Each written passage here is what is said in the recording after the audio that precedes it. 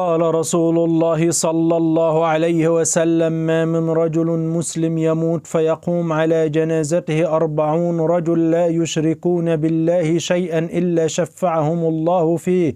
الحديث صحيح عند الإمام مسلم، يعني 40 رجل يكونوا بيصلوا ويزكوا ويكونوا لا يشركون بالله شيئا، لا شرك أكبر ولا أصغر. وقال النبي صلى الله عليه وسلم: سلوا الله أن يستر عوراتكم وأن يؤمن روعاتكم. الحديث في السلسلة الصحيحة.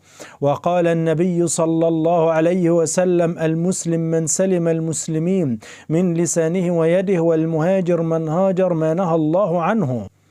يقول النبي صلى الله عليه وسلم: لعن الله السارق يسرق البيضة فتقطع يده ويسرق الحبل فتقطع يده. الحديث رواه الإمامين البخاري ومسلم.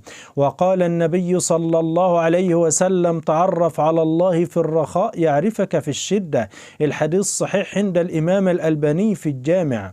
وقال النبي صلى الله عليه وسلم: أول شيء يرفع من هذه الأمة الخشوع حتى لا ترى فيها خاشع. الحديث صحيح عند الإمام الألباني في الجامع. وفي رواية يا إخواننا: تدخل المسجد فلا ترى فيه خاشع.